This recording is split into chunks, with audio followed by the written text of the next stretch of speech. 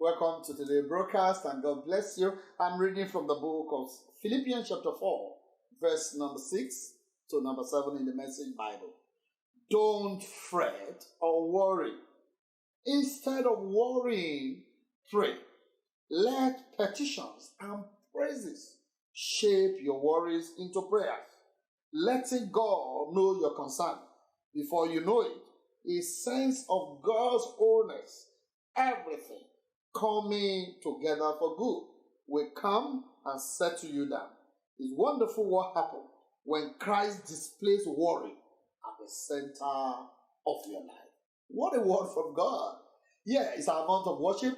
Yesterday we saw what it means to worship God. It means to behold the wonders of God, to see Him as the only God, to see Him as a risen God, to see Him as a holy God, to see Him as a immortal God, to see Him as all-powerful God, the only and everlasting God. And today, we are seeing a scripture that divide, like the first day I explained, that the whole of us on earth are divided into two lanes.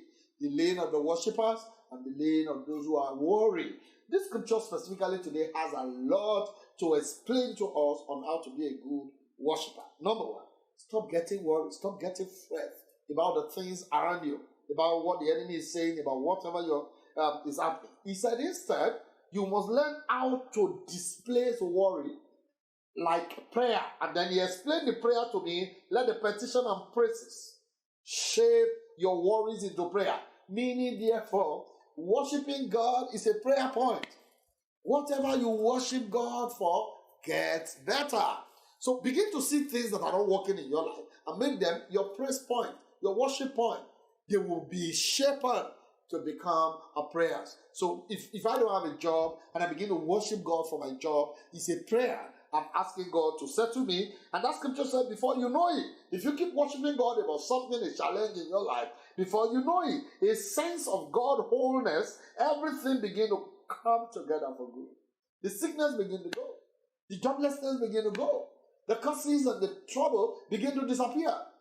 Demons will always disappear and be crushed at His presence. Because every time you give worship to God, you are creating an airport for God to come. Because God inhabits the praises of His people. So the more worship you give to God, the more presence of God you enjoy. Everything will begin to come together for good, and then it will come and settle down. The miracle will settle down. It's wonderful what happened when Christ displays worry out of the center of your life. Can I ask you a question? What are you worried about? God is concerned about that. What's bothering you? God knows about it. In fact, when the scripture was going to make it easy for us, He says the hair in our hair, one cannot get off without God knowing. So stop making it look as if God do not know what you're going through. He knows your name. He knows your address. He knows your yesterday. He knows your today. He knows your tomorrow. He knows where you are this morning or this afternoon in any nations of the world. And He has your concern. His mind is full about you. But your faith is shown in your attitude when you are in the storm. And the attitude, the best kind of attitude that is rewarded in heaven, is the attitude of worship. God will want you to be a worshiper, a true one. That is not worshiping God because of what you eat or because of what you have to spend. You're worshiping God because you know about His wonders. You know that He's the only God. You know that He's an immortal God. You know that He's risen from the dead and is alive forever. You know that He's a God of all flesh, very powerful God, who is able to do exceedingly, abundantly, above what you think and above what you ask. I want you to write it under this video today. I'm a worshiper. I will not worry myself. God bless you and have a wonderful day.